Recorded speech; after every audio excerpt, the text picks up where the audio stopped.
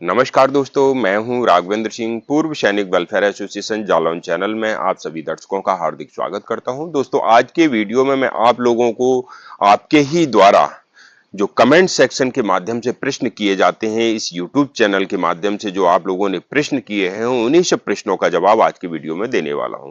तो वीडियो को ध्यान से देखिएगा। यहाँ पर बोर्ड के माध्यम से एक-एक करके मैं सभी के प्रश्नों का सॉल्यूशन बताऊंगा और बताऊंगा कि आपको क्या करना है। चलिए दोस्तों, वीडियो में आगे बढ़ते हैं और वीडियो में आगे बढ़ने से पहले हमेशा की तरह अपने दर्शकों से एक छोटी सी गुजारिश करता हूं। जो दर्शक मेरे चैनल को पहली बार देख रहे हैं या फिर चैनल पर नए हैं, चैनल से जुड़ने के लिए चैनल को सब्सक्राइब कर सकते हैं, क्योंकि इस चैनल के माध्यम से ऐसे ही पूर्व सैनिकों की समस्याओं का समाधान किया जाता है, उनकी पेंशन संबंधी समस्याओं का निराकरण किया जाता है, पेंशन बनवाने का कार्य किया जाता है, उन्हें उनका हक दिलवाने का कार्य किया जाता है। यहाँ पर पहला प्रश्न है, कविंदर नेगी जी की आईडी से ये प्रश्न आया है। माई फादर ब्रेवरी अवार्डी हैं, ये लिख रहे हैं कि मेरे पिताजी को ब्रेवरी अवार्ड मिला है, उनकी पेंशन संबंधी समस्या है। तो मैं उनसे ये कहना चाहता हूँ, या इस प्रकार के जिनके भी प्रश्न हैं उनसे सभी से यही कहना चाहता हूँ कि आपको कौन सा अवार्ड मिला है, क्या आप गैलेंट्री अवार्डेड हैं? यदि आपको गैलेंट्री अवार्ड मिला है तो आप हमारे संगठन से संपर्क करिए। गैलेंट्री अवार्ड का कुछ अलग से पैसा मिलता है, वो आपको इस संगठन के माध्यम से दिलवाने का प्रयास किया जाएगा। यदि अन्य कोई अवार्ड है तो भी हमें लिख करके भेज सकते हैं। दूसरा प्रश्न है, ये गुरुंग डिक जी की आईडी से प्रश्न आया है। सूबेदार ऑनरी लेफ्टिनेंट से रिटायरमेंट है, दिसंबर 2021 में इनका रिटायरमेंट हुआ था 28 साल सर्विस करके, और 8th सीपीसी में ये अपनी पेंशन पूछ रहे हैं। ऐसे जो भी दर्शक हैं जिनका प्रश्न यह है कि 8वें वेतन आयोग में उनकी पेंशन या उनकी सैलरी क्या रहने वाली है, मैंने उनके लिए एक वीडियो तैयार कर दिया है और वहां पर क्वालिफाइंग सर्विस और रैंक के आधार पर सिपाही से लेकर के सूबेदार मेजर तक या ऑनरी कैप्टन तक सभी की बेसिक को दिखाया हुआ है। वहां पर फिटमेंट फैक्टर के आधार पर मैंने आपको समझाया है किस प्रकार से वेतन आयोग में सैलरी को बढ़ाया जाता है। आप चाहें तो हमारे वीडियो को जाकर के देख सकते हैं। तीसरा प्रश्न है, एमएसीपी लेने के लिए क्या करें? ये आरजी वर्मा जी की आईडी से प्रश्न आया है और ये लिख रहे हैं कि एमएसीपी लेने के लिए क्या करना चाहिए। सबसे पहले मैं आप लोगों को बताना चाहता हूं, यहां पर आप यह स्पष्ट करें कि आप 2006 से पहले के रिटायरी हैं या 2006 के बाद के रिटायरी हैं। यदि आप 2006 के बाद के रिटायरी हैं, तब तो आपको एमएसीपी का बेनिफिट मिल सकता है, अन्यथा इससे पहले वालों को एमएसीपी का बेनिफिट नहीं दिया जाता था। और यदि आपको लग रहा है कि आप एमएसीपी के हकदार हैं, तो इसके लिए आप अपने संबंधित कार्यालय को पत्र भेज करके एमएसीपी के हक को प्राप्त कर सकते हैं। एमएसीपी स्कीम का बेनिफिट 8, 16 और 24 साल में क्रमशः नायक, हवलदार और नायब सूबेदार का बेनिफिट दिया जाता है। डिले प्रमोशन के कारण हमारे सैनिक भाइयों को समय से प्रमोशन नहीं मिल पाता है, इसलिए इस स्कीम को लाया गया कि उनको फाइनेंशियली लॉस ना हो। यदि आपको एमएसीपी नहीं मिला है तो ये आपका हक है कि आप इसे प्राप्त कर सकते हैं। इसके लिए प्रयास अवश्य कीजिएगा। अगला प्रश्न है, चौथा प्रश्न है, 8वें वेतन आयोग में फिटमेंट फैक्टर 3.0 से ऊपर जाएगा। ऐसे जो भी दर्शक हैं जिनका ये कहना है कि 8वें वेतन आयोग में 3.0 से ऊपर फिटमेंट फैक्टर जाने वाला है, तो ये तो बड़ी खुशी की बात है। मैं भी रक्षा पेंशनर हूं, ये सबसे पहले मेरे लिए बड़ी खुशी की बात होगी। मैं भी ये चाहता हूं कि फिटमेंट फैक्टर 3.0 तक जाए, 3.0 से भी ऊपर जाए, परंतु ऐसा नहीं होने वाला है। इसका कारण है, आप 2006 से लेकर के 2016 के बीच का डीए की वृद्धि को देखिए। 2006 से 2016 के बीच में 10 सालों में हमारा डीए 125% तक जा पहुंचा था, परंतु 2016 से 2026 के बीच में 10 सालों में डीए मुश्किल से 60 या 62% तक ही पहुंच पाएगा। आप अनुमान लगाइए, दुगने का अंतर है। जब डीए इस कंडीशन में है तो फिटमेंट फैक्टर आपका किस कंडीशन में होगा? खुशी होगी कि यदि आप जो कह रहे हैं वही सत्य हो जाए। अगला प्रश्न है, एमएसपी वेतन आयोग में क्या होने वाला है? मिलिट्री सर्विस पे में 8वें वेतन आयोग में क्या बदलाव किया जाएगा? मैं आप लोगों को बता दूं कि एमएसपी का जो केस है वो कोर्ट में पेंडिंग है और कोर्ट के द्वारा निर्णय आने पर ही आपकी मिलिट्री सर्विस पे में बदलाव होगा। अभी वर्तमान में हम सभी सैनिक भाइयों को 5200 रुपए मिलिट्री सर्विस पे के नाम से दिया जा रहा है और यदि कोर्ट का आदेश हमारे फेवर में आता है तो हो सकता है इसे बढ़ा करके 15,500 तक कर दिया जाए, परंतु इसके लिए आपको कोर्ट के आदेश का इंतजार करना होगा। इसके अलावा छठवां प्रश्न है, फैमिली पेंशन 8th सीपीसी में बढ़ेगी या नहीं बढ़ेगी।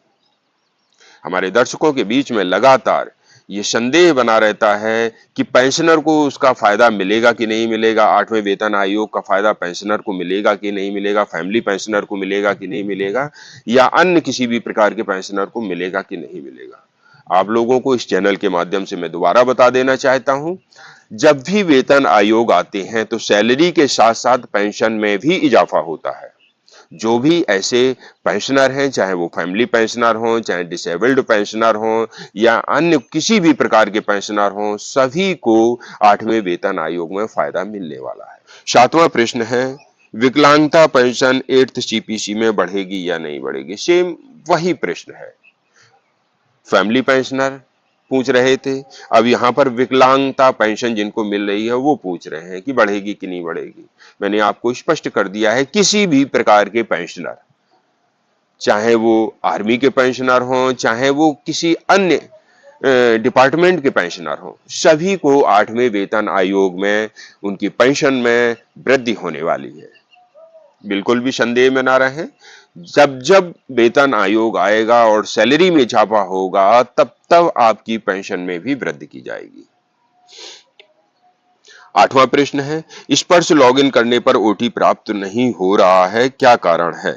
ये डिंपल जी की आईडी से प्रश्न आया है। ऐसे हमारे बहुत से दर्शक प्रश्न करते हैं कि उन्हें स्पर्श लॉगिन करने पर ओटीपी प्राप्त नहीं हो पा रहा है, जिसके कारण उनका अकाउंट नहीं खुल रहा है। सबसे पहले मैं आप लोगों को बता देना चाहता हूं, वहां पर जाकर के आप अपने माइग्रेशन स्टेटस को चेक करिए। माइग्रेशन स्टेटस से कंफर्म हो जाएगा कि आपका जो मोबाइल नंबर है स्पर्श में कौन सा मोबाइल नंबर दर्ज है। यदि हो सकता है कि आपने मोबाइल नंबर चेंज कर दिया हो तो ऐसी कंडीशन में आपको ओटीपी प्राप्त नहीं हो पाएगा। जो मोबाइल नंबर आज आप यूज कर रहे हैं, कोशिश करें वही मोबाइल नंबर आपके स्पर्श में दर्ज होना चाहिए। और इस बात का भी ध्यान रखें, जो मोबाइल नंबर आधार कार्ड से लिंक है वही स्पर्श में दर्ज हो और वही आप इस्तेमाल करें तो ज्यादा बेहतर होगा, क्योंकि आजकल आधार कार्ड से लिंक्ड मोबाइल नंबर पर ही ओटीपी प्राप्त होती है। यदि फिर भी आपको समस्या हो रही है तो जाकर के हमारे चैनल पर एक वीडियो अपलोड किया गया है कि लॉगिन करने के संबंध में, आप उस वीडियो को देख सकते हैं, आपको जानकारी मिल जाएगी। और यदि आप अपना मोबाइल नंबर चेंज करना चाहते हैं तो जहां पर आप स्पर्श को लॉगिन करते हैं वहीं पर दो ऑप्शन आपको सबसे ऊपर देखने को मिलेंगे, एक तो अपडेट मोबाइल नंबर को लेकर के और एक अपडेट आधार कार्ड को लेकर के। आप उन ऑप्शन को सिलेक्ट करके अपने मोबाइल नंबर को चेंज कर सकते हैं। इसके अलावा OROP2 2019 से लागू था, अभी तक एक किस्त ही मिली, 3 किस्त बकाया हैं, बैंक वाले सुन नहीं रहे, 2 साल से सोल्जर बोर्ड के चक्कर काट कर परेशान हैं। ये बिहार पटना से एक हमारे दर्शक लिख रहे हैं। ऐसे जो भी पेंशनर हैं, ठीक है, जिनको OROP2 की कुछ किस्तें मिल गई हैं और कुछ बकाया रह गई हैं। कारण क्या है कि OROP2 की जब किस्तें 2023 में दी जा रही थी, उस समय धीरे धीरे हमारा माइग्रेशन स्पर्श में हो रहा था, सभी सैनिकों का माइग्रेशन स्पर्श में हो रहा था। पहले हमारा जो भी प्रोसेस होता था, पेंशन का पूरा प्रोसेस बैंक के माध्यम से होता था। जैसे ही अचानक से मान लीजिए बैंक के द्वारा हमें OROP2 की 3 किस्तें मिल गई और अचानक से हमारा माइग्रेशन स्पर्श में हो जाता है, तो जो चौथी किस्त मिलनी थी बैंक वो आपको चौथी किस्त नहीं देगा। और यहां पर हमारे दर्शकों को बैंक ये कह के टाल देता है कि आपका माइग्रेशन स्पर्श में हो गया है, अब आप स्पर्श से कांटेक्ट करिए। इसके लिए आप अपने PCDA को पत्र बना करके भेज सकते हैं, अपने सोल्जर बोर्ड से संपर्क कर सकते हैं, या फिर आप स्वयं ही अपने मोबाइल से ग्रीवेंस के माध्यम से अपनी समस्या का समाधान कर सकते हैं। यदि आपकी समस्या का समाधान नहीं हो रहा है तो हमारे संगठन से भी संपर्क कर सकते हैं। 10वां प्रश्न है, ऑनरी कैप्टन भारत सिंह निवासी मोहनपुर कुदारी जालौन के रहने वाले हैं। ऐसा ही इनके केस में देखने को मिला है। OROP2 की 3 किस्तें इनको बैंक के माध्यम से मिल गई, परंतु जैसे ही चौथी किस्त आने की बारी हुई, उनका माइग्रेशन स्पर्श में कर दिया जाता है और इनकी चौथी किस्त लटक जाती है। बार बार बैंक में जाकर के इन्होंने ये शिकायत दर्ज कराई कि इन्हें चौथी किस्त प्राप्त नहीं हुई, परंतु बैंक ने ये कहते हुए इनको टाल दिया कि आपका माइग्रेशन स्पर्श में हो गया है, हम इसमें आपकी कोई भी मदद नहीं कर सकते। इन्होंने अन्य कार्यालयों की मदद से भी अपनी इस किस्त को पाने का प्रयास किया, परंतु लगातार इनको असफलता मिलती रही।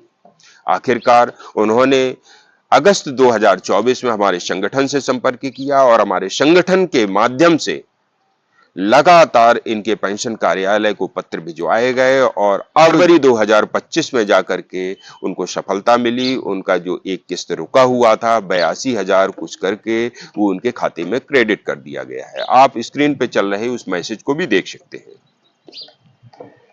इसके अलावा एक हमारे बिहारी शर्मा जी की आईडी से बार बार प्रश्न आ रहे हैं कि उन्हें पिछले सभी पीपीओ चाहिए, 6 पे कमीशन, 7th पे कमीशन।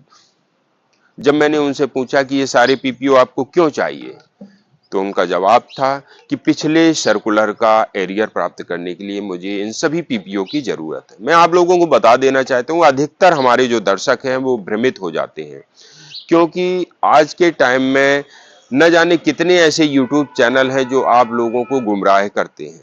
गुमराह तो मैं नहीं कहूंगा, लेकिन वो हकीकत बताते हैं, लेकिन आप लोगों को लगता है कि यह एरियर सभी को मिल सकता है, परंतु वो एरियर उन्हीं लोगों को मिलेगा जिनको उस समय वो नहीं मिल पाया है। यदि आपको सही तरीके से आपकी सैलरी और आपकी पेंशन मिलती रही है तो आप बिल्कुल भी भ्रम में ना रहें कि आपको अब कोई एरियर मिलने वाला है। हाँ, जैसे कि OROP2 में किसी न किसी कमी के कारण उनको OROP की किस्त नहीं मिल पाई थी या उनकी पेंशन में रिवीजन नहीं हो पाया था, या 7th CPC में उनकी पेंशन में गलत रिवीजन हुआ था, 7th CPC में उनको एरियर नहीं मिल पाया था, या छठे वेतन आयोग में कोई त्रुटि रह गई थी, ऐसी कंडीशन में वो अवश्य प्रयास कर सकते हैं। मैं उनकी मदद, ऐसे सभी दर्शकों की मदद अवश्य करूंगा। दोस्तों, आप कमेंट्स के माध्यम से हमें प्रश्न लिख सकते हैं, और जो अपनी पेंशन को प्राप्त करने के लिए लगातार साल, 2 साल, 3 साल से प्रयास कर रहे हैं और उन्हें उनका हक प्राप्त नहीं हो पा रहा है, तो अवश्य हमारे संगठन से संपर्क करिए। हमारा प्रयास रहेगा कि आपको आपका हक दिलवाया जाए। अगले वीडियो में ऐसे ही महत्वपूर्ण जानकारी लेकर के फिर मिलूंगा। तब तक के लिए जय हिंद, जय भारत। और आप सभी दर्शकों से एक गुजारिश करता हूं, यदि अभी तक भी आपने हमारे चैनल को सब्सक्राइब नहीं किया है, आप पहली बार हमारे वीडियो को देख रहे हैं, तो जल्दी से सब्सक्राइब कर लीजिएगा और इसे कमेंट्स करना ना भूलें।